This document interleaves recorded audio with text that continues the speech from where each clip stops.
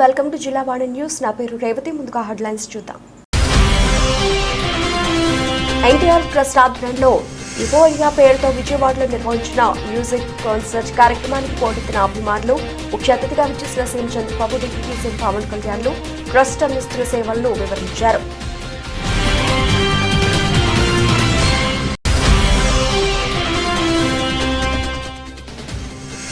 ఉభయ గోదావరి జిల్లాల త్వరలో జరగనున్న పట్టభద్రుల ఎమ్మెల్సీ ఎన్నికల నేపథ్యంలో ఊపందుకున్న అభ్యర్థుల ప్రచారం. కూటమి అభ్యర్థిగా బరిలోకి దిగిన పేరాభద్ర రాజశేఖరన్ భారీ మెజారిటీతో కల్పించాలని పిలుపునిచ్చిన మాజీ ఎమ్మెల్యే వర్మ.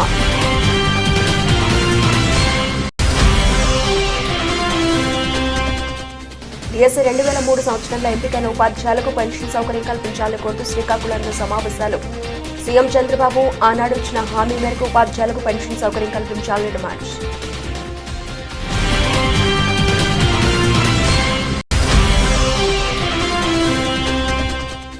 అక్రమంగా గంజాయి తరలిస్తున్న 3 ముద్దాయిలను అరెస్ట్ చేసిన జగంపేట సర్కిల్ పోలీసులు. ఒక మోటార్ సైకిల్ మరియు 3 సెల్ ఫోన్లు, మొత్తం 61,500 రూపాయల విలువ గల సొత్తు స్వాధీనం చేసుకున్న పోలీసులు. ఎన్టీఆర్ ట్రస్ట్ ఆధ్వర్యంలో యుఫోరియా పేరుతో విజయవాడలో మ్యూజిక్ కాన్సర్ట్ నిర్వహించారు. ఈ కార్యక్రమంలో AP CM Chandrababu Naidu, deputy CM Pawan Kalyan, మంత్రి లోకేష్, ఎమ్మెల్యే బాలకృష్ణ పాల్గొన్నారు.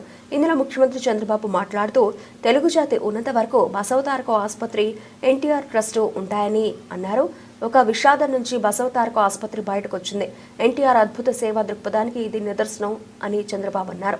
తాను సీఎం అయ్యాక ఈ ఆసుపత్రిని ఇంకా బాగా అభివృద్ధి చేశానని తెలిపారు. బాలకృష్ణ బసవతారక ఆసుపత్రిని భువనేశ్వరి ఎన్టీఆర్ ట్రస్ట్ ని వారి తల్లిదండ్రుల పేరుతో కొనసాగిస్తూ సేవ చేస్తున్నారని కొనియాడారు. ఎన్టీఆర్ సేవా భావనలో ముందు ఉండేవారని చంద్రబాబు పొగిడారు. ఎన్టీఆర్ ను ప్రతి ఒక్కరూ ఆదర్శంగా తీసుకోవాలని చెప్పారు. తలసేమియా పేషెంట్ల కోసం తన వంతుగా AP deputy CM Pawan Kalyan NTR trust కి 50 లక్షల రూపాయల విరాళం ప్రకటించారు.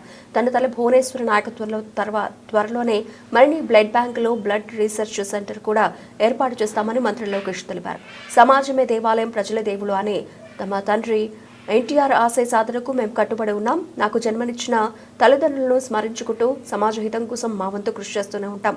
NTR memorial trust, NTR blood bank, విద్యాలయాలు, బసవతారకం క్యాన్సర్ ఆసుపత్రి ద్వారా సేవలు అందిస్తున్నామని చెప్పడానికి గర్విస్తున్నామని ఎమ్మెల్యే బాలకృష్ణ అన్నారు.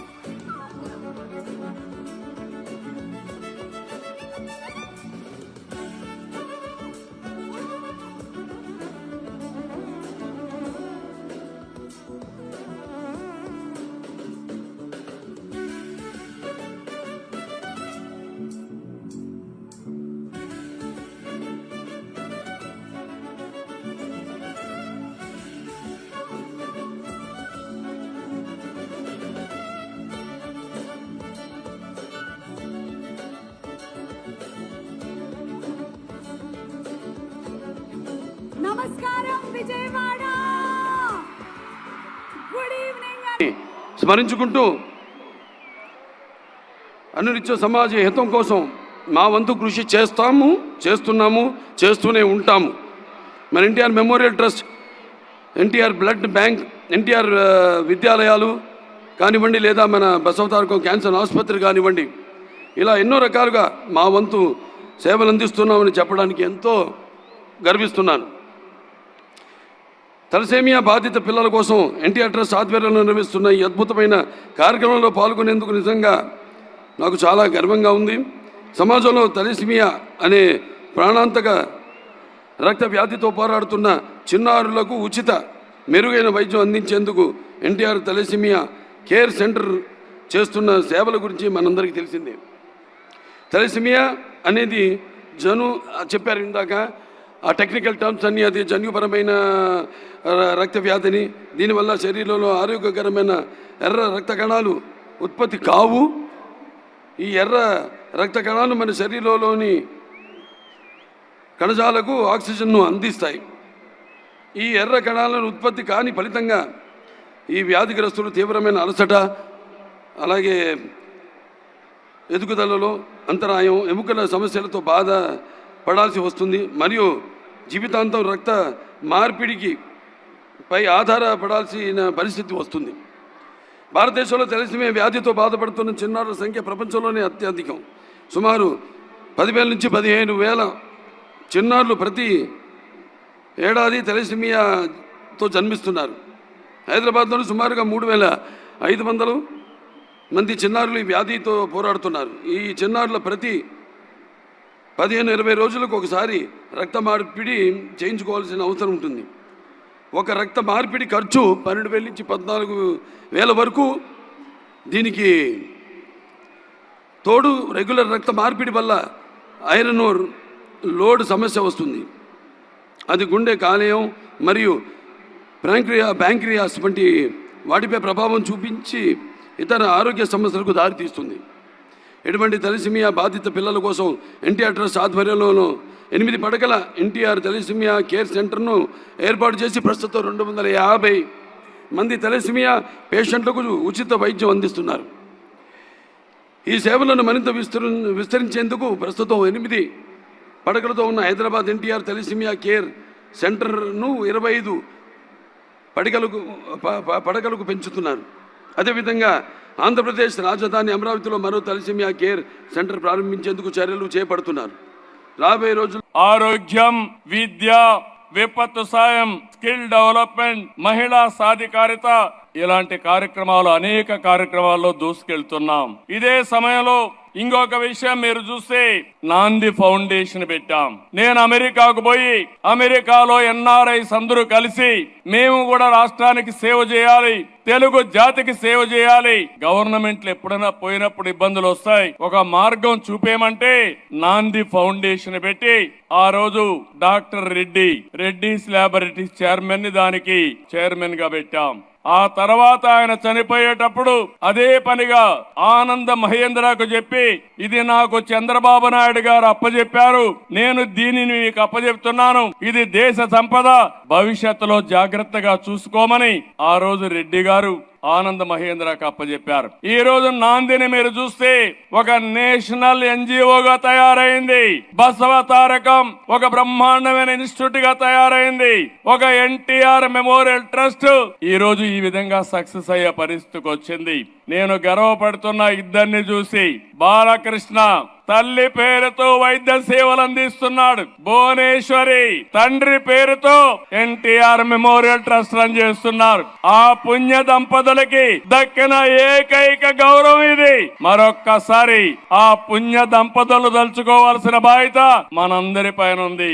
మంచి మనసుండే మనుషులు మన దగ్గర లేకపోయినా వాళ్ళ ఆశయాలు మన దగ్గర ఉన్నాయి, వాళ్ళ సంకల్పం మన దగ్గర ఉంది. అటు బసవ తారకం క్యాన్సర్ హాస్పిటల్ గాని, ఇటు ఎన్టీఆర్ మెమోరియల్ ట్రస్ట్ గాని శాశ్వతంగా ఉంటాయి. తెలుగు జాతి ఉన్నంత వరకు తెలుగు జాతికి పనిచేస్తాయని కూడా విజ్ఞప్తి చేస్తున్నా. మన తలసేమియా పేషెంట్స్ కోసం నేను కూడా ప్రత్యేకించి ఈ రోజున ఎన్టీఆర్ ట్రస్ట్కి ఈ మధ్యన ఎక్కువ డబ్బులు ఖర్చు అయిపోయినాయి కాబట్టి ఒక 50 లక్షలు విరాళం ఈరోజు నేను మేడం భువనేశ్వర్ గారిని అడిగాను. మా వాళ్ళ చేత అడిగిస్తే టికెట్ కొందామంటే 1500 రూపాయలు పెట్టి అక్కర్లేదు, మీరు కొనక్కర్లేదంటే నాకు మీరందరూ డబ్బులతో కొనొచ్చారు, నేను కూడా డబ్బులతో కాకుండా పుట్టిన వస్తే చాలా గిల్టీగా అనిపించింది. అందుకని భువనేశ్వరి మేడంకి నేను త్వరలోనే ఒక 50 లక్షల రూపాయలు తలసీమియా పేషెంట్స్ కోసం ప్రత్యేకించి పంపిస్తానని తెలియజేసుకుంటూ మీ అందరికీ నా ధన్యవాదాలు తెలియజేసుకుంటూ మరోమారు ఈ కార్యక్రమానికి నన్ను ఆహ్వానించిన మేడం భువనేశ్వరి గారికి అలాగే గౌరవ ముఖ్యమంత్రి 2 తెలుగు రాష్ట్రాల్లో ఎవరికి ఏ కష్టం వచ్చినా మా ఎన్టీఆర్ మెమోరియల్ ట్రస్ట్ ఉంది. ఎన్టీఆర్ ట్రస్ట్ ద్వారా హైదరాబాద్, తిరుపతి, విశాఖపట్నం, రాజమహేంద్రవరంలో 4 బ్లడ్ బ్యాంక్ సెంటర్స్ మేము ముందుకి తీసుకెళ్తున్నాము. తద్వారా 4,91,000 యూనిట్లు రక్తం దాతల నుంచి స్వీకరించి అవసరమైన 8,70,000 మందికి పేషెంట్స్ కి మేము ఇది అందించాము. 13,000 పైగా హెల్త్ క్యాంప్ నిర్మించాము. తద్వారా 20 లక్షల మందికి 23 కోట్ల విలువైన మందులు వాళ్ళకి అందించాము. సంజీవిని ఉచిత క్లినిక్, 4 మొబైల్ మెడికల్ బస్సులు, ఆరోగ్య రథం, దాని ద్వారా 2 లక్షల మందికి వైద్య సాయం అందించటం గొప్ప విషయం. ఇప్పుడే ముద్దుల మామయ్య, బాలమామయ్య చెప్పినట్లు ఒక పక్కన బస్వ తారకం, ఇంకో పక్కన ఎన్టీఆర్ ట్రస్ట్ చాలా అద్భుతంగా తెలుగు ప్రజల కోసం అహర్నిశలు సేవ చేస్తున్నారు. ఇంత అద్భుతమైన అవకాశం, ఇంత చక్కటైన అవకాశం ఆంధ్ర రాష్ట్ర ప్రజలు మా కుటుంబానికి ఇచ్చినందుకు జీవితాంతం మేము రుణపడి ఉంటాం. ఇంతేకాదు రాబోయే రోజుల్లో ఎన్టీఆర్ ట్రస్ట్ మా తల్లి భువనేశ్వరి నాయకత్వంలో పెద్ద ఎత్తున బ్లడ్ బ్యాంకులు కూడా ఏర్పాటు చేస్తాం. నేను అహర్నిశలు వాళ్ళు చెప్తున్నా, బ్లడ్ రీసెర్చ్ ఇన్స్టిట్యూట్ కూడా ఏర్పాటు చేస్తాం. బ్లడ్లో అగ్రస్థానం రీసెర్చ్ చేసే బాధ్యత ఎన్టీఆర్ ట్రస్ట్ తీసుకుంటుందని సభాముఖంగా తెలుగు ప్రజలందరూ తెలుపుకుంటూ మీ అందరి దగ్గర నుంచి సెలవు తీసుకుంటున్నా. ప్రతి ఒక్క నెల తెలుగుదేశం పార్టీ కార్యకర్త సమిష్టిగా పనిచేసే ఉభయ గోదావరి జిల్లాల పట్టభద్రుల ఎమ్మెల్సీగా పేరాబత్తుల రాజశేఖరని భారీ మెజారిటీతో గెలిపించాలని తెలుగుదేశం పార్టీ రాష్ట్ర అధికార ప్రతినిధి పిఠాపురం మాజీ ఎమ్మెల్యే వర్మ పిఠాపురం నియోజకవర్గం ఎమ్మెల్సీ ఎన్నికల పరిశీలకుడు గోవింద్ పిలుపునిచ్చారు. గొల్లప్రోలు మండలానికి సంబంధించి ఉభయ గోదావరి జిల్లాల పట్టభద్రుల ఎమ్మెల్సీ ఎన్నికపై వర్మ నేతృత్వంలో సమీక్ష సమావేశం నిర్వహించారు.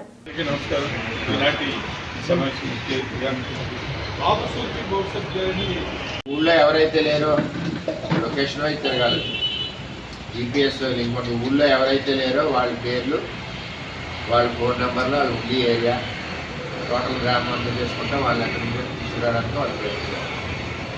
అన్ని గ్రామాలకు ఓట్లు ఉన్నాయి సార్. అంటే మా ఊర్లో 270 ఓట్లు ఉన్నాయి. చేసాం కదా సార్, మా ఊర్లో 270 ఉన్నాయి సార్. జంక్షన్ నోట్ చేసుకోండి, ఎవరు నోట్ చేసుకున్నా తప్పే కదా, మనకు అనవసరం. మన పని మనం చేసుకోవడం అంతే 30 వస్తుంది. ఆ యాంగిల్లో పని చేసుకోవాలని చెప్పి ఇవాళ మీటింగ్ పెట్టడానికి కారణం. రోడ్డు గారు, అబ్జర్వర్ గారు మీటింగ్ పెట్టమని చెప్పారు. ఇవాళ షార్ట్ పీరియడ్లో వచ్చినందుకు మీ అందరికీ ధన్యవాదాలు తెలియజేస్తాను. నువ్వు ఆ దుర్గాడ రేపు వెళ్ళి వాళ్ళందరికీ ఎలా చేయాలో నేర్చుకొని కంప్లీట్ చేయొచ్చు. దుర్గా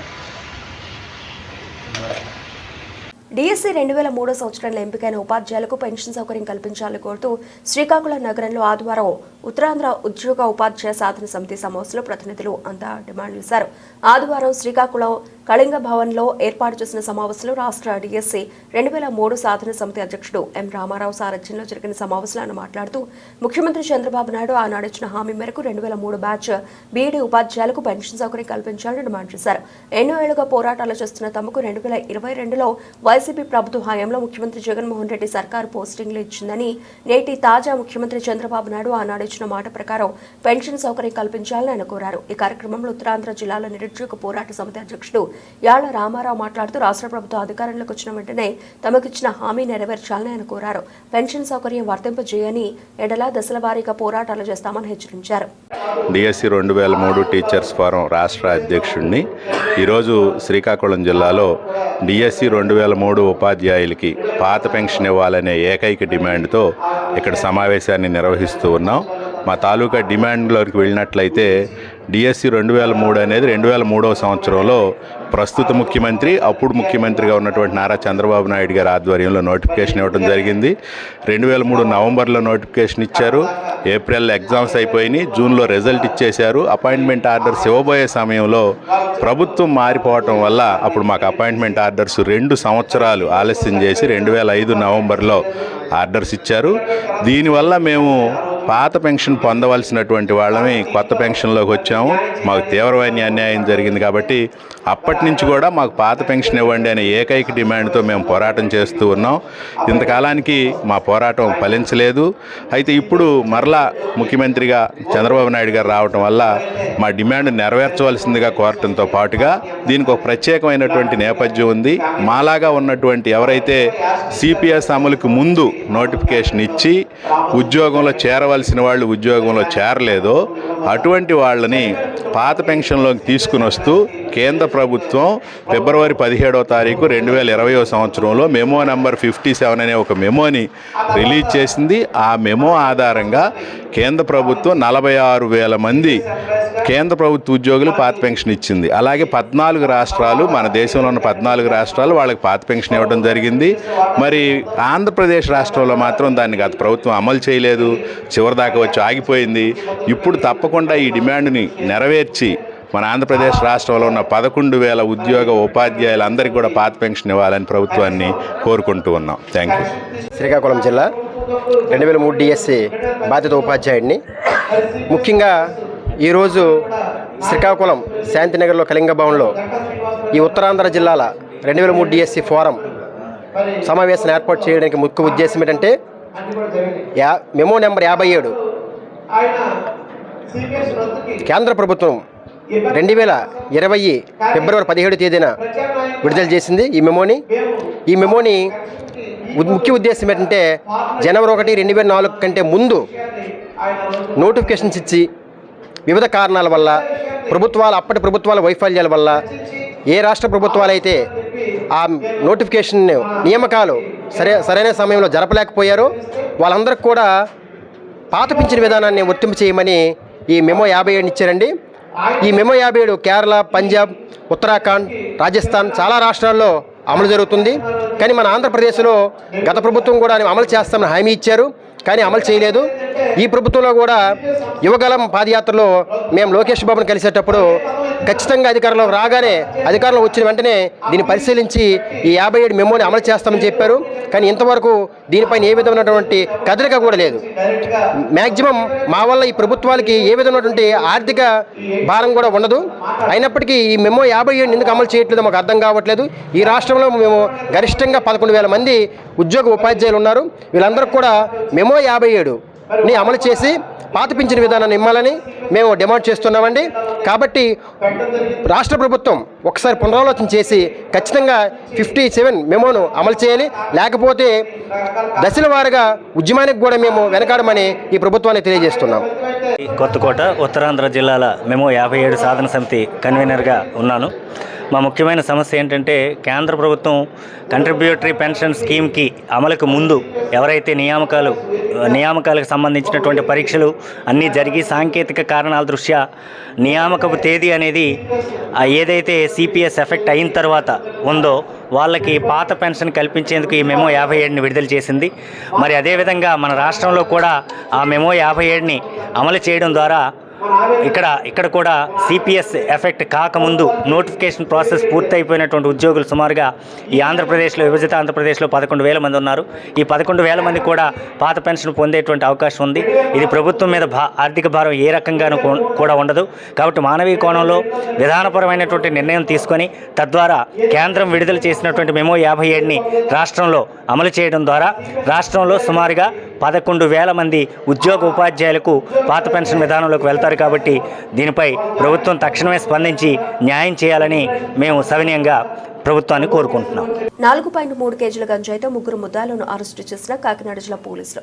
ఒక మోటార్ సైకిల్ మరియు 3 సెల్ ఫోన్లు మొత్తం 61,500 రూపాయల విలువగల సొత్తు స్వాధీనం. ఏజెన్సీ ప్రాంతం రాజోమంగి జీ మాడుగుల ఏరియా నుండి గంజాయి తక్కువ మోతాదులో తెచ్చి గండేపల్లి సామర్లకోట, కాకినాడ కిర్లంపూడిలో యువతకు చిల్లరగా అమ్ముతున్న ముద్దాయిలపై నిఘా పెట్టి జగ్గంపేట సర్కిల్ పోలీసులకు సమాచారం ఇచ్చి రైడ్ చేసి పట్టుకోవాల్సిందిగా ఆదేశాలు ఇచ్చిన కాకినాడ జిల్లా ఎస్పీ శ్రీబిందు మాధవ్ ఐపీఎస్ 15/2/2025 తేదీన ఏజెన్సీ ప్రాంతం నుండి రాజవొమ్మంగికి చెందిన కేకే సాగర్, మాడుగులకు చెందిన కేపీ కుమార్, సామర్లకోటకి చెందిన పీకే కృష్ణలు గంజాయి తరలిస్తోండగా సమాచారం మేరకు గండేపల్లి నీలాద్రిరావుపేట నుండి జెడ్ రాగంపేట గ్రామం పోవు రోడ్లో ఫర్మి కంపోస్ట్ జంక్షన్ వద్ద పై ముగ్గురు వ్యక్తులను అదుపులోకి తీసుకుని వారి వద్ద 4.3 కేజీల గంజాయి, ఒక మోటార్ సైకిల్ మరియు 3 సెల్ ఫోన్లు స్వాధీనం చేసుకున్న గండేపల్లి ఎస్ఐ శివనాగబాబు సిబ్బందితో ఈ కేసులో కిర్లంపూడికి చెందిన మరొక ముద్దాయి పరారీలో ఉన్నాడు.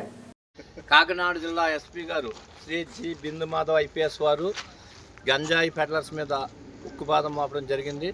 ఆయన మన జగ్గంపేట సర్కిల్ పరిధిలో గండేపల్లి ఏరియాలో పెడ్లర్స్ని దృష్టిలో పెట్టి ఆయన సమాచారం సామర్లకోటలో ఒక ఆయన, కాకినాడలో ఒక ముద్దాయి, అలాగే గండేపల్లి ఒక ముద్దాయి మీద సమాచారం ఇవ్వడంతో గండేపల్లి ఎస్ఐ గారు శివనాగబాబు ఆయన టీము వర్కౌట్ చేసి ముగ్గురిని అరెస్ట్ చేయడం జరిగింది. అలాగే కిర్లంపూడి కింద మరో వ్యక్తిని అరెస్ట్ చేయవలసి ఉంది. ఈ ముద్దాయిలందరి దగ్గర 4 కేజీల గంజాయి మరియు మోటార్ సైకిల్ కూడా స్వాధీనం చేసుకోవడం జరిగింది. ముద్దాయిని ఈరోజు కోర్టులో ప్రవేశపెడుతున్నారు. కాకినాడ జిల్లా ఉభయ గోదావరి జిల్లా పట్టభద్రులో ఎమ్మెల్సీ స్వతంత్ర అభ్యర్థిగా ఇండిపెండెంట్ అభ్యర్థి విష్ణువాజుల శ్రీనివాస్ను అఖండ మెజారిటీతో గెలిపించాలని కోరారు. ఉభయ గోదావరి జిల్లాలో ఉన్న సమస్యల పట్ల పూర్తి అవగాహన కలిగిన వ్యక్తి. ఉమ్మడి జిల్లా మంచినీళ్ల సమస్య ఎక్కువగా ఉంది. ముఖ్యంగా అల్లూరు సీతారామరాజు జిల్లా మంచినీటి సమస్యలు తీరుస్తాను. అలాగే తాను నామమాత్రపు పోటీ కాదని, ఖచ్చితంగా పోటీలో ఉన్నానని, ప్రజల సమస్యలపై పోరాడతానని విష్ణువాజుల శ్రీనివాస్ తెలిపారు. గ్రామాల, పట్టణాల్లో, నగరాల్లో పారిశుధ్య పరిశుభ్రంగా ఉండేలా చేస్తాను. మంచినీటి సమస్య మీద చట్టసభలో పోరాడతాను. మీ పవిత్రమైన ఓటుతో నన్ను గెలిపించాలని మనస్ఫూర్తిగా కోరుకుంటున్నానని మీడియా ద్వారా తెలియజేశారు. వందనములు, సుస్వాగతం. ఈ నెల 27వ తారీఖుని జరగబోయే తూర్పు పశ్చిమ గోదావరి జిల్లాల గ్రాడ్యుయేట్ ఎమ్మెల్సీ ఎలక్షన్లకి నేను ఇండిపెండెంట్గా పోటీ చేస్తున్నాను. ఈ సందర్భంగా మీ పాత్రికేయ మిత్రులందరికీ కొన్ని సమస్యల మీద, నా పోటీ యొక్క కారణాల మీద, మనకున్నటువంటి సమస్యల మీద నేను ఏ విధంగా పోరాటం చేయగలను, నా జిల్లాలో మనకున్నటువంటి సమస్యలు ఏంటి, వాటి మీద నాకున్న అవగాహన ఏంటి, వాటి మీద మీతో చర్చించడానికి, విపులంగా మీకు వివరంగా చెప్పడానికి ఈ పాత్రికేయ సమావేశం ఏర్పాటు చేయడం జరిగింది. ముఖ్యంగా మన ఉభయ గోదావరి జిల్లాల్లో అపారమైనటువంటి వనరులు ఉన్నటువంటి సీపోర్ట్లు కానివ్వండి, ఎయిర్పోర్ట్లు కానివ్వండి, మంచినీరు నదులు కానివ్వండి, అనేక రకాలైనటువంటి వనరులు ఉన్నటువంటి ఈ తూర్పు పశ్చిమ గోదావరి జిల్లాల్లో నిరుద్యోగ సమస్య తీరటం లేదు. నిరుద్యోగ సమస్య చాలా ఎక్కువగా ఉంది. ఇలాంటి వనరులు ఉన్నటువంటి ఏరియాల్లో నిరుద్యోగులు కానీ, ఔత్సాహిక పారిశ్రామికవేత్తలు కానీ ఈ ఏరియాల్లో పరిశ్రమలు పెట్టకుండా అటు హైదరాబాద్కో, బెంగళూరుకో, ఇతర ప్రాంతాలకో తరలి వెళ్ళి ఇక్కడ ఆస్తుల్ని అక్కడ పెట్టి అక్కడ వేరే చోట పారిశ్రామిక అభివృద్ధి చేస్తున్నారు. ఇది చాలా దురదృష్టకరం. పరిశ్రమలు అభివృద్ధి చెందిన రోజునే మన ఏరియాలో నిరుద్యోగ సమస్య తీరుతుంది. నిరుద్యోగ సమస్య తీరాలంటే ముఖ్యంగా పరిశ్రమలు ఉండాలి. అది ఒకటి ప్రధాన సమస్య. మరో సమస్య ఏంటంటే ఈ ప్రైవేట్ కంపెనీల్లో పనిచేసే ఉద్యోగులు కానీ, స్కిల్డ్ లేబర్ కానీ, వారి సమస్యలు వర్ణనాతీతంగా ఉన్నాయి. వారు అనేక రకాలైనటువంటి పరిస్థితులకు లోబడి, యాజమాన్యం యొక్క అనేక ఒత్తిడులకు లోబడి వాళ్ళు పనిచేసే పరిస్థితి, గట్టిగా మాట్లాడలేని పరిస్థితి, వాళ్ళు ఉద్యోగాలు భద్రత లేని పరిస్థితి. ఈ రోజుని నేను ముఖ్యంగా చెప్తున్నాను, ప్రైవేటు కంపెనీలో పనిచేసే ఉద్యోగులు, ప్రైవేటు స్కూల్స్, కాలేజీల్లో పనిచేసే బోధనేతర సిబ్బంది యొక్క సమస్యలు, వాళ్ళ ఉద్యోగ భద్రత మీద నా గళం విప్పుతాను. వాళ్ళ సమస్యలకి పరిష్కార దిశగా నా వంతు చట్టసభల్లో గట్టిగా కృషి చేస్తాను. ఇది నేను వాళ్ళకి ఇస్తున్నటువంటి నా ఎన్నికల మేనిఫెస్టోలో పెట్టి ఈ ఎన్నిక సందర్భంగా నేను వాళ్ళకి ఇస్తున్నటువంటి హామీ అది మీ పత్రికా రూపంగా వాళ్ళందరికీ చేరవేసి తద్వారా విజ్ఞులైనటువంటి ఆ నిరుద్యోగుల యొక్క విజ్ఞులైనటువంటి గ్రాడ్యుయేట్స్ యొక్క ఆశీర్వచనం నాకు రావాలని మనస్ఫూర్తిగా నేను ఆశిస్తున్నాను, కోరుకుంటున్నాను. అలాగే పరిశ్రమలు పెట్టిన వాళ్ళకి, ఎంఎస్ఎంఈలు చిన్న పరిశ్రమలు పెట్టిన వాళ్ళకి ప్రభుత్వ ప్రోత్సాహకాలు ఏదో అందని ద్రాక్ష పండులాగా ఉన్నాయి. వాళ్ళకి ఏళ్ల తరబడి ప్రోత్సాహకాలు రావట్లేదు. ప్రోత్సాహకాలు లేనిదే పరిశ్రమని నడపడం కష్టం. ప్రభుత్వం మీద ఒత్తిడి తీసుకొచ్చి ఈ 2 జిల్లాల్లో ఉన్నటువంటి పరిశ్రమలు ఏమీ మూతపడకుండా, ప్రోత్సాహకాలు లేకుండా వాళ్ళు బాధపడే పరిస్థితి రాకుండా నా వంతు నేను కృషి చేస్తానని వాళ్ళకి అందరికీ హామీ ఇస్తున్నాను. అలాగే గ్రామాల్లో, పట్టణాల్లో, నగరాల్లో ముఖ్యంగా పారిశుధ్య సమస్య. ఈ పారిశుధ్యం సరిగా లేకపోతే టైం టు టైము క్లీనింగ్ కానీ వేరే రకాల పారిశుధ్య మన పరిశ్రమ చేయకపోతే మనకి తద్వారా ఈగలు, దోమలు, మురికివాడలు అనేక రకాలైనటువంటి రోగాల బారిన పడి రోజుకో కొత్త రకమైన వ్యాధి వస్తుంది. ఇప్పుడు ఏదో జీబీఎస్ అంటున్నారు. దూరి నాకు ఈ నెల 27వ తారీఖుని నన్ను గెలిపిస్తే ఈ 8 హామీల మీద ఈ 6 సంవత్సరాలు నా పదవీ కాలంలో గట్టిగా గళం వినిపిస్తాను. ఈ సమస్యల్ని పరిష్కరించేలాగా, భవిష్యత్తులో ఇలాంటి సమస్యలు రాకుండా ఉండేలాగా నా వంతు కృషి చేస్తాను. నా ఓటర్లు గర్వపడేలాగా నేను పనిచేస్తానని ఈ పత్రికా సమావేశంగా నా ఓటర్లకి, పత్రికా సోదరులకి, పాత్రికేయ సోదరులందరికీ హామీ ఇస్తున్నాను. సెలవు. జై హింద్. జనవరి 13 నుంచి కోట్లాది మంది భక్తులు పుణ్యస్నానాల ఆచరణతో యావత్ ప్రపంచాన్ని తన వైపు తిప్పుకున్న ఉత్తరప్రదేశ్లోని ప్రయాగ్రాజ్ మహాకుంభమేళాలో తెలుగువారు అందిస్తున్న ఆతిథ్యం ప్రశంసలు అందుకుంటోంది. మహాకుంభమేళాకు తెలుగు రాష్ట్రాల నుంచి నిత్యం తరలివడుతున్న లక్షలాది మంది భక్తులకు పిఠాపురానికి చెందిన శ్రీపాద శ్రీవల్లభ బాపనాచార్యుల సత్రం, బాపనాచార్యుల స్వగృహ నిర్వాహకులు చక్కటి ఆతిథ్యం అందిస్తూ మన్ననలు పొందుతున్నారు. ప్రయాగ్రాజ్ వద్ద సెక్టార్ 7, 10 వద్ద తెలుగు భక్తుల వసతి కోసం టెంట్లు, మంచి రుచికరమైన భోజన ఏర్పాట్లను ఉచితంగా అందిస్తున్నారు. అయితే కుంభమేళాకు భారీగా తరలివస్తున్న భక్తులతో సౌకర్యాలు ఎక్కువగా ఉన్నాయంటూ సోషల్ మీడియాలో వస్తున్న వార్తలు అవాస్తవాలని పిఠాపురం నుంచి కుంభమేళాకు తరలివెళ్లిన Pithapuram municipal TDP floor leader Allavarapu Nagesh, councillor Rayudu Sreenibabu, Varada Satyababu తదితరులు తెలిపారు. అక్కడి అనుభవాలను వారు పంచుకున్నారు.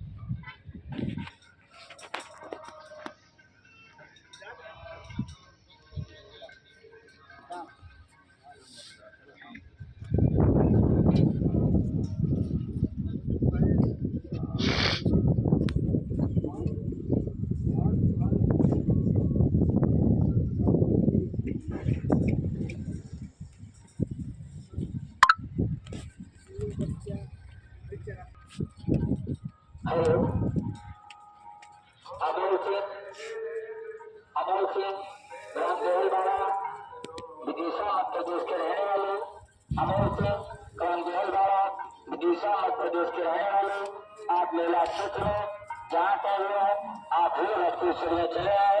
यहाँ सामने भूल रखते सिर में आप प्रतीक्षा कर रहे हैं। अमर सिंह कौंजलधारा विदिशा मध्य प्रदेश के रहने वाले आप मेला क्षेत्र में जहाँ पर हुए आप भूल रखते सिर में चले आए। यहाँ सामने भूल रखते सिर में आप प्रतीक्षा कर रहे हैं।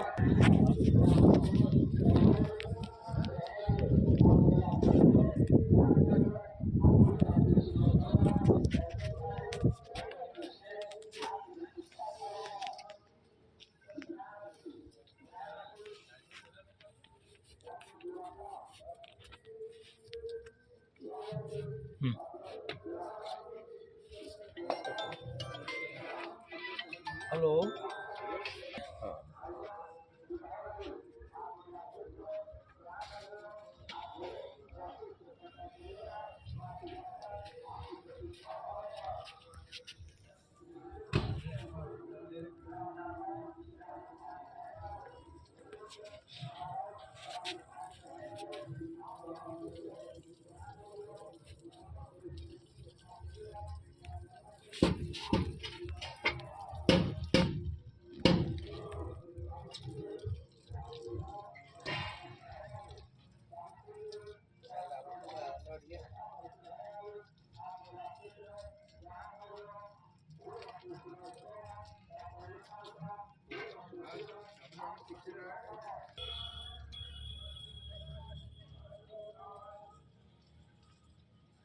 గురుగారా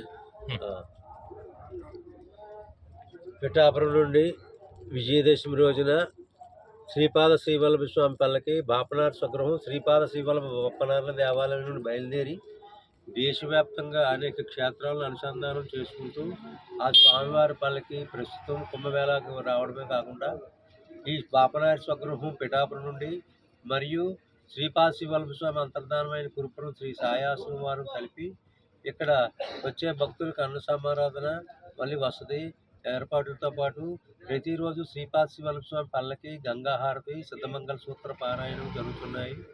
ఇటువంటి మన భక్తులు వచ్చి ఇక్కడికి ఈ వసతి కానీ అలాగే సేవ చేసుకోవడానికి కానీ అన్ని ఏర్పాట్లు ఇక్కడ చేయడం జరిగింది. కావున మీరందరూ వచ్చి ఈ యొక్క కుంభమేళ 144 సంవత్సరాల తర్వాత ఈ కుంభమేళాలో పాల్గొని మనందరం శ్రీపాద శ్రీవల్లభ స్వామి కృపకు పాత్రలు కాగలమని నేను మన పాపనాచార్య గృహం తరపున అందరినీ నేను అర్థిస్తున్నాను. దిగంబర దిగంబర శ్రీపాదవల్లభ దిగంబర శ్రీపాదరాజం శరణం ప్రపత్తి. ఓకే, అందరికీ నమస్కారం. నా పేరు అల్లవరపు నగేష్. నేను పిఠాపురం మున్సిపల్ కౌన్సిలర్ అలాగే మున్సిపాలిటీ ఫ్లోర్ లీడర్ని. ప్రపంచం అంతా కూడా ఇప్పుడు ఉత్తరప్రదేశ్ వైపు చూస్తుంది. దానికి కారణం మహాకుంభమేళ. 144 సంవత్సరాలకు ఒకసారి వచ్చేటటువంటి ఈ మహాకుంభమేళ మన పూర్వీకుల దగ్గర నుంచి చూసుకుంటే 3 తరాలకు ఒకసారి అది చూడడం జరుగుతుంది.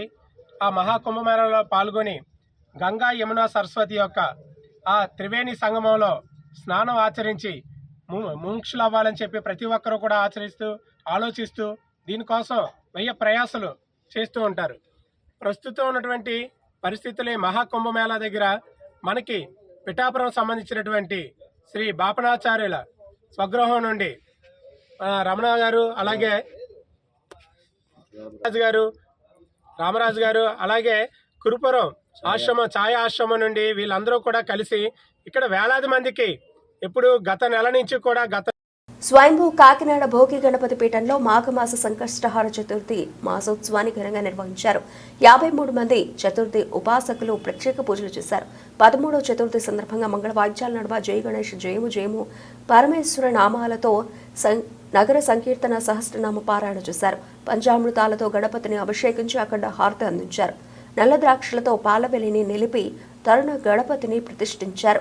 మాఘమాసంలో సంకష్టహర చతుర్థి ఉపవాస వ్రత పూజ వలన సర్వదేవతల వ్రతయజ్ఞ యాగ ఫలాలతో పాటుగా జన్మించిన జీవిత లక్ష్య సాధనకు పరమార్థ సార్థకమైన వరప్రదాయక ఏకాగ్రత కార్యసిద్ధి కలుగుతుందని పీఠం తెలియజేసింది. చంద్రునికి ఆర్ఘ్యంతో నీరాజనాలు సమర్పించిన వ్రతదీక్ష ఉపాసకులకు అల్పాహార సమారాధన ఏర్పాటు చేశారు. స్వయంభూకి పంచలోహాలు తాపడంతో కాంస్య కవచ యజ్ఞం జరిగిన సందర్భంగా 24 నెలల పాటు ఉపవాసకులతో చతుర్థి మాసోత్సవాలు ప్రత్యేకంగా జరుగుతున్నాయని పీఠ ఉపాసకులు దూసర్లపూడి రమణరాజు తెలిపారు. మాఘమాస సంకష్టహర చతుర్థి సందర్భంగా స్వయంభూ కాకినాడ భోగి గణపతి పీఠంలో ఈ రోజున చతుర్థి ఉపవాసకులతో 13వ చతుర్థి మాసోత్సవం జరుగుతుంది. ఈ సంకష్టహర చతుర్థి అనేటువంటిది విఘ్నేశ్వరుడు ఈ సృష్టి ఆరంభంలో సింధూర వర్ణంలో ప్రభవించారు. కాబట్టి త్రిమూర్తాత్మక స్వరూపంగా ఈ సంకష్టహర చతుర్థి ఉపవాసం దీక్ష చేసేటువంటి వారికి సర్వ దేవతల యొక్క ఆశీర్వాద ఫలితం ఉంటుంది. మన యొక్క జీవితంలో మన ఇతిహాసాల ప్రకారంగా అనేకమైనటువంటి వ్రతాలు చేస్తాం. ఆ వ్రతాల ద్వారాగా, యజ్ఞాల ద్వారాగా, యాగాల ద్వారాగా, హోమాల ద్వారాగా జరిగేటువంటి ఫలితాలు ఏవైతే ఉంటాయో అవన్నీ కూడా ఈ ఒక్క సంకష్టహార చతుర్థి ఉపవాస దీక్షతో సిద్ధిస్తుంది. మరి భోగి గణపతి పీఠంలో 24 మాసోత్సవాలు నిర్వహించడం జరుగుతూ ఉంది. దీనికి కారణం స్వయంభూ శ్రీ భోగి గణపతికి కాంస్య కవచధారణ యజ్ఞం చేపట్టినటువంటి సందర్భంగా ఈ 24 మాసాల సంకష్టహార చతుర్థి మాసోత్సవాలు జరుగుతూ ఉన్నాయి. ఈ ఉపవాస దీక్ష సాయంత్రం కూడా కొనసాగి చంద్రుడికి ఆర్ఘ్యం ఇచ్చిన తర్వాత అల్పాహార సమారాధనతో ముగుస్తుంది. కాబట్టి ప్రతి ఒక్కరూ కూడా జీవితంలో ఒక్కసారైనా ఆ సంకష్టహార చతుర్థి ఉపవాస దీక్ష చేయడం వల్ల అద్భుతమైనటువంటి ఫలితాలు ఉంటాయి.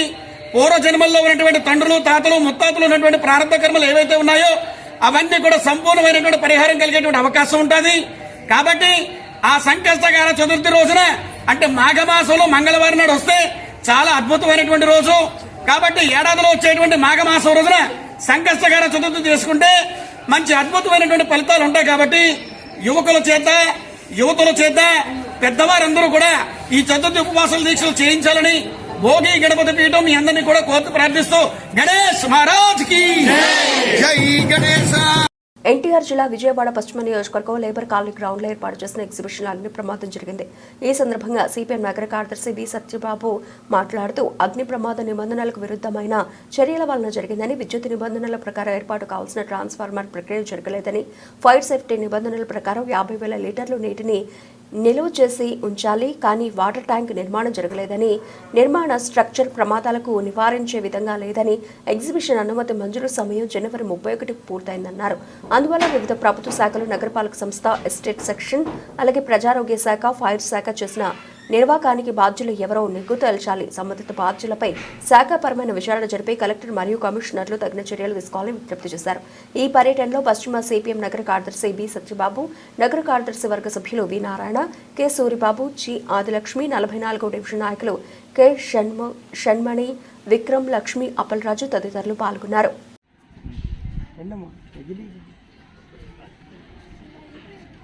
విజయవాడ నగరపాలక సంస్థ పరిధిలో ఉన్నటువంటి విద్యాధరపురం ఈ లేబర్ కాలనీ గ్రౌండ్లో మరి గత 90 రోజులుగా నిర్వహించినటువంటి ఎగ్జిబిషను గత 2 రోజుల క్రితం భారీ అగ్ని ప్రమాదం చోటు చేసుకుంది. వాస్తవంగా ఇక్కడ ఏర్పాటు చేసిన ఎగ్జిబిషన్లో మరి ప్రమాదానికి సంభవించే విధంగా ఇక్కడ నిర్మాణ స్ట్రక్చర్ కానీ, అలాగే ఫైర్ సేఫ్టీ సక్రమంగా లేకపోవడం కానీ, ఇచ్చినటువంటి పర్మిషన్ కాలపరిమితి జనవరి 31కి అయిపోయినా ఇంకా అదనంగా ఈ కంటిన్యూషన్ చేయడం కానీ ఇవన్నీ చూస్తే పెద్ద ఎత్తున ఈ ఎగ్జిబిషన్ ఏర్పాటులో, నిర్వహణలో అవినీతి, అక్రమాలు చోటు చేసుకున్నాయనేది అర్థమవుతుంది. ఇది పగటిపూట జరగడం వల్ల మరి వేలాది మంది ప్రజలు ఈ ఎగ్జిబిషన్ సందర్శించే సమయంలో జరుగుంటే అగ్ని ప్రమాదం మరి ప్రజలు అనేక మంది ప్రాణాలతో కూడా చెలగాటమాడే పరిస్థితి, వాళ్ళ ప్రాణాలు కూడా కోల్పోయే పరిస్థితి ఉండేది. ఈ ఎగ్జిబిషన్ నిర్వహణలో మరి జిల్లా కలెక్టర్ గారు కానీ, మున్సిపల్ కమిషనర్ గారు కానీ దీన్ని మొత్తంగా అనధికారికంగా ఎవరు నిర్వహించేదానికి అనుమతులు ఇచ్చారు. దీని వెనకాతలు ఉన్నటువంటి ప్రజాప్రతినిధుల పాత్ర ఏంటి, అధికారుల పాత్ర ఏంటి అనేది సమగ్ర విచారణ చేసి ఈ సంఘటనకి బాధ్యులైన వారి మీద కఠిన చర్యలు తీసుకోవాలని సిపిఎం పశ్చిమ నగర కమిటీ తరఫున మేము విజ్ఞప్తి చేస్తున్నాం. ఈ ఎగ్జిబిషను, ఈ లేబర్ కాలనీ గ్రౌండ్ స్టేడియం నిర్మాణం పనులు దాదాపు 15 ఏళ్ల పాటు ఇప్పటికీ 3 ముఖ్యమంత్రులు మారినా కానీ ఈ స్టేడియం నిర్మాణ పనులు మాత్రం పూర్తి చేయడం లేదు. ఈ స్టేడియం నిర్మాణ పనుల్ని త్వరితగతిన పూర్తి చేసి ఈ వన్ టౌన్ ప్రజానీకానికి అందరికి కూడా ఈ స్టేడియాన్ని వినియోగంలోకి తీసుకొచ్చే విధంగా చర్యలు తీసుకోవాలని ఈ సందర్భంగా సిపిఎంగా మేము డిమాండ్ చేస్తూ ఈ ఇస్తున్నటువంటి పర్మిషన్లో మరి ప్రభుత్వ అధికారులు, రెవెన్యూ అధికారులు, మున్సిపల్ అధికారులు, పోలీస్ అధికారులు, మరి ఫైర్ సేఫ్టీ అధికారులు ఈ ప్రమాదాలు జరగకుండా తగు జాగ్రత్తలు తీసుకునే విధంగా భవిష్యత్తులైన చర్యలు తీసుకోవాలని, దీని మీద సమగ్ర విచారణ జరిపి దోషుల్ని కఠినంగా శిక్షించే విధంగా మరి అధికార యంత్రాంగం కృషి చేయాలని, ఆ రకంగా అవినీతి అక్రమాలతో ప్రజల ప్రాణాలతో చెలగటం ఆడే చర్యల్ని కట్టడి చేయాలని ఈ సందర్భంగా డిమాండ్ చేస్తున్నాం. కాకినాడ జిల్లా జగంపేట ఏలూరు నది తీరాన వేంచేసి ఉన్న శివకేశవుల ఆలయం వద్ద టీటీడీ బోర్డు సభ్యులు MLA Jyothula Nehru foundation chairman ఆయన ధర్మపత్ని జ్యోతుల మణితో కలిసి విలేకరుల సమావేశం ఏర్పాటు చేసి మాట్లాడుతూ ఆదిశంకరాచార్యులను నెలకొల్పిన శృంగేరి పీఠాధిపతి ఆశీస్సులతో ఒక మహాయజ్ఞం నిర్వహిస్తున్నామని, గత 5 రోజులుగా శివకేశవులకు అన్ని క్రతువులు పూర్తయ్యాయని, గత సంవత్సరం కోటి పార్థివ లింగాల రుద్రాభిషేకం నిర్వహించి కోటి పార్థివ లింగాలను నిక్షిప్తం చేసిన చోట కోటిలింగేశ్వరుడిని, ప్రసన్న వెంకటేశ్వర స్వామిని వాయు ప్రతిష్ఠ చేయాలని ఫిబ్రవరి 17వ తేదీ 10:45 వెంకటేశ్వర స్వామిని, 11:55 కోటిలింగేశ్వరుని ప్రతిష్ఠ చేసేందుకు అన్ని ఏర్పాట్లు చేశామని, తుని తపోవన స్వామీజీ శ్రీ శ్రీ శ్రీ సచ్చిదానంద స్వామీజీ చేతుల మీదుగా కార్యక్రమం నిర్వహిస్తున్నామని అన్నారు. ఈ కార్యక్రమానికి భక్తులందరూ విచ్చేసి ఆ శివకేశవుల దర్శనం చేసుకుని వారి కృపకు పాత్రులవుతారని ఆయన మాట్లాడారు. దానం ధర్మం చేసేలేదు, మిగిల్చి ఖర్చు పెట్టాను కానీ నాకంటూ ఉన్న వాటిని నా కుటుంబానికి అప్పచెప్పేసి క్లీన్గా నామినేట్ చేశాను.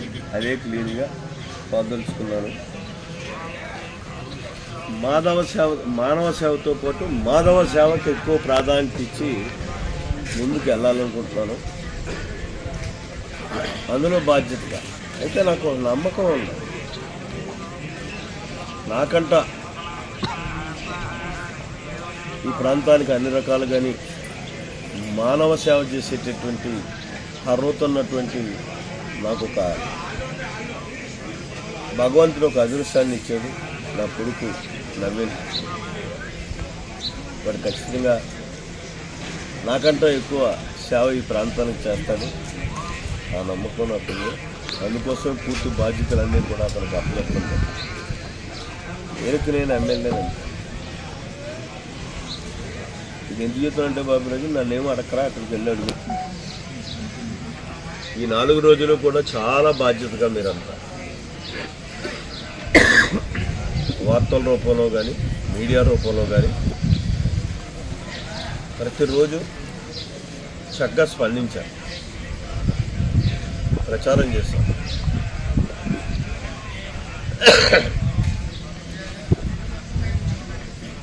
రెండోది అన్నీ చెప్పడంలో ఇప్పుడు నాకు సహసర టీటీడీ సభ్యులు ఎవరైతే ట్రస్ట్ బోర్డు మెంబర్స్ ఉన్నారో 10 మంది దాకా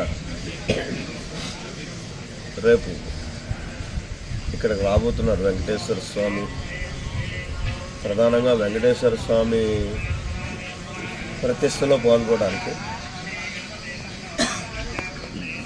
అంటే ఒక స్వామీజీతోటే కాకుండా అట్లాగే పవిత్రతతో కూడుకున్నటువంటి ఆ సభ్యులందరి యొక్క స్వహస్తాలతోటి కూడా ఇక్కడ ఈ ప్రతిష్టలో భాగస్వాములు అవుతారు. 10 మంది దాకా రాబోతున్నారు. అసలు ఒరిజినల్గా చైర్మన్ గారే రావాలి. చైర్మన్ గారికి అనుకోకుండా మా సీఎం గారు రేపు అక్కడ మహా కార్యక్రమం ఉంటుంది చిత్తూరులో, కాళహస్తిలో కానీ అటు తిరుపతిలో కానీ. దక్షిణ భారతదేశంలో ఉన్నటువంటి ప్రాచుర్యం కలిగినటువంటి ప్రతి గుడికి సంబంధించినటువంటి ముఖ్యులతోటి ఒక సమావేశాన్ని పెట్టడం జరిగింది. అది తిరుపతిలో జరుగుతుంది. దానికి పాల్గొనేటటువంటి అవసరం ఉన్నటువంటి పరిస్థితుల్లో వాళ్ళు బహుశా చైర్మన్ గారికి రాకపోవచ్చు.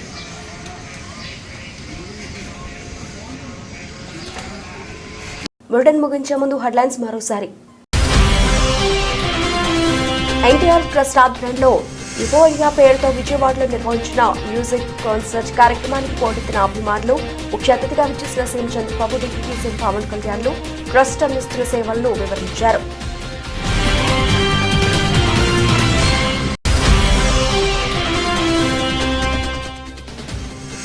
ఉభయ గోదావరి జిల్లాల త్వరలో జరగనున్న పట్టభద్రుల ఎమ్మెల్సీ ఎన్నికల నేపథ్యంలో ఊపందుకున్న అభ్యర్థుల ప్రచారం. కూటమి అభ్యర్థిగా బరిలోకి దిగిన పేరావతుల రాజశేఖరన్ భారీ మెజారిటీతో కల్పించాలని పిలుపునిచ్చిన మాజీ ఎమ్మెల్యే వర్మ.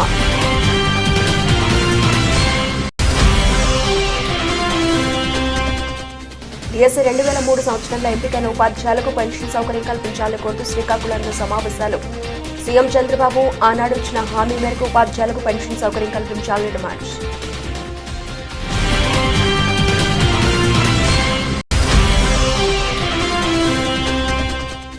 అక్రమంగా గంజాయి తరలిస్తున్న 3 ముద్దాయిలను అరెస్ట్ చేసిన జగంపేట సర్కిల్ పోలీసులు. ఒక మోటార్ సైకిల్ మరియు 3 సెల్ ఫోన్లు, మొత్తం 61,500 రూపాయల విలువ గల సొత్తు స్వాధీనం చేసుకున్న పోలీసులు. ఇవి ఇప్పటివరకు నవలసిన అప్డేట్స్. మరిన్ని అప్డేట్స్తో మళ్ళీ కలుద్దాం. అంతవరకు సెలవు. నమస్తే.